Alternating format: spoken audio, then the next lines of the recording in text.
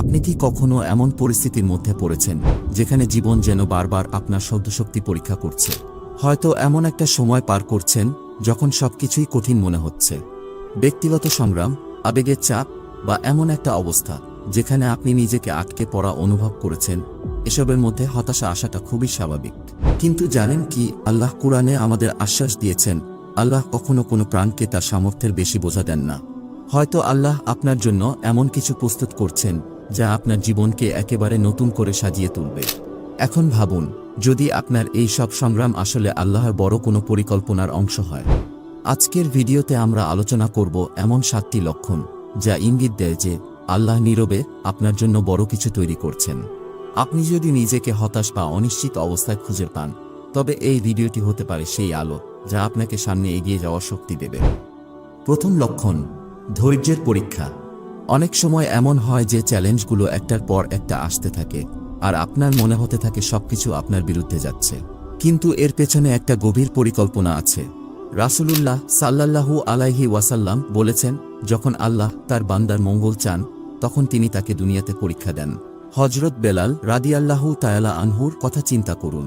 তিনি ইসলাম গ্রহণের পর মারাত্মক নির্যাতনের শিকার হন, কিন্তু তিনি তার ঈমান ছাড়েননি। তিনি কষ্ট ও নির্যাতনের মধ্য দিয়েও ধৈর্য হারাননি। আল্লাহ তার ধৈর্যের পুরস্কার হিসেবে তাকে ইসলামের প্রথম মুয়াজ্জিনের মর্যাদা দিয়েছিলেন। আপনার জীবনেও হয়তো এখন কঠিন সময় চলছে, কিন্তু মনে রাখবেন, এই সময়গুলো আপনাকে ভেঙে দেওয়ার জন্য নয়, বরং আপনাকে ভবিষ্যতের জন্য প্রস্তুত করা। দ্বিতীয় লক্ষণ, অপ্রয়োজনীয় জিনিস ছেড়ে দেওয়া। আল্লাহ যখন আপনাকে কোনো বড় সাফল্যের জন্য প্রস্তুত করছেন, তখন আপনি এমন কিছু জিনিস থেকে দূরে যেতে শুরু করবেন যা আপনার আর উপকারে আসছে না। হতে পারে সেটা সম্পর্ক, পুরনো অভ্যাস বা এমন লক্ষ্য যা আপনার জীবনের সাথে আর মানানসই নয়।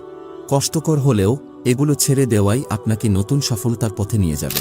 আল্লাহ বলেছেন, হয়তো তুমি কোনো কিছুকে অপছন্দ করো অথচ তা তোমার জন্য কল্যাণকর, আর হয়তো তুমি কোনো কিছুকে ভালোবাসো অথচ তা তোমার জন্য অকল্যাণকর।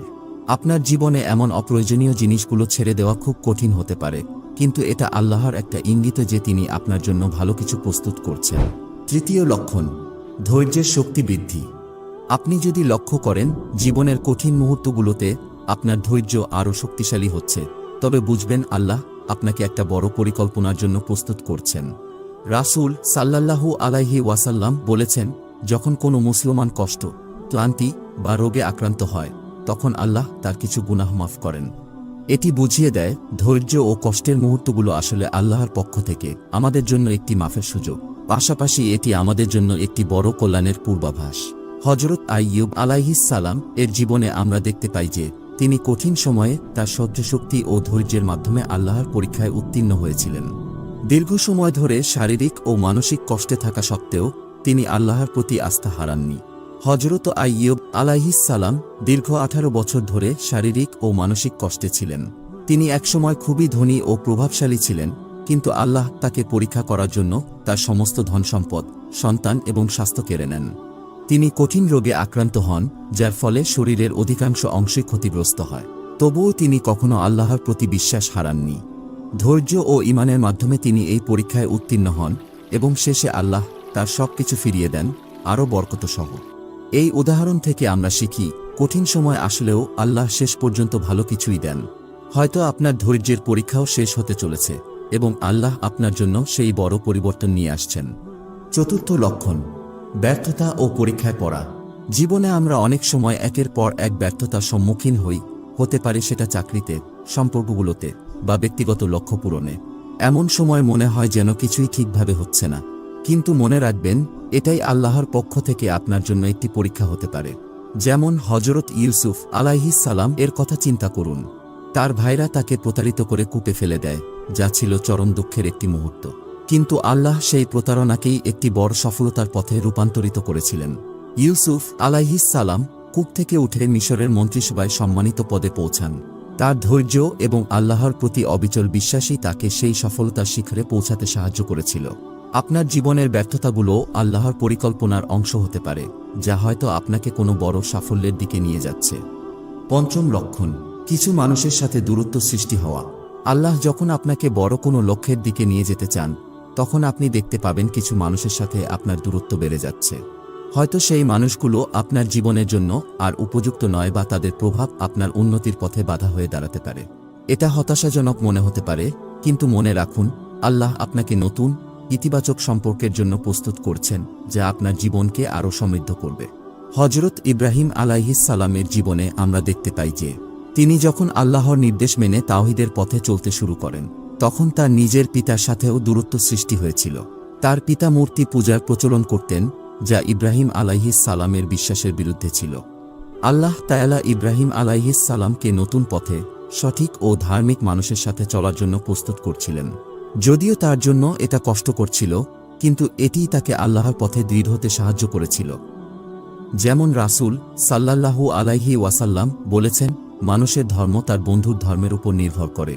এটি বোঝায় যে আমরা যাদের সাথে সময় কাটাই এবং যাদেরকে আমাদের বন্ধু হিসাবে গ্রহণ করি, তাদের থেকে প্রভাবিত হয়ে আমাদের নিজস্ব বিশ্বাস এবং আচরণও পরিবর্তিত হতে পারে। সুতরাং ভালো এবং ধার্মিক বন্ধু বেছে নেওয়া আমাদের জন্য গুরুত্বপূর্ণ। যদি আপনি দেখেন কিছু সম্পর্ক ফিকে হয়ে যাচ্ছে বা দূরে সরে যাচ্ছে, এটা হতে পারে আল্লাহর পরিকল্পনার অংশ, যাতে আপনি সঠিক পরিবেশে বেড়ে উঠতে পারেন।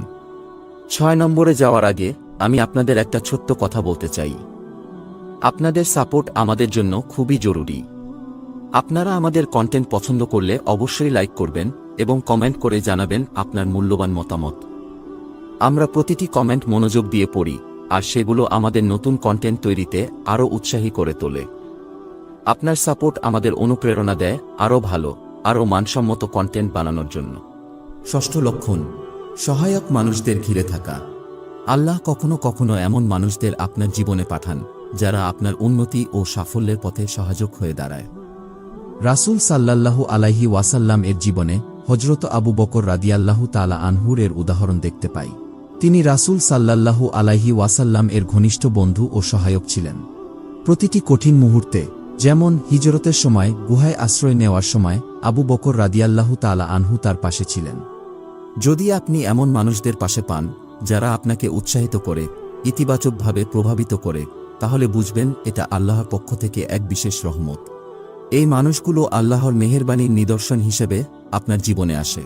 তারা আপনার জীবনে এমন শক্তি এবং সমর্থন নিয়ে আসে, যা আপনাকে আল্লাহর পথে চলতে এবং আরও উন্নতির দিকে এগিয়ে যেতে সাহায্য করবে।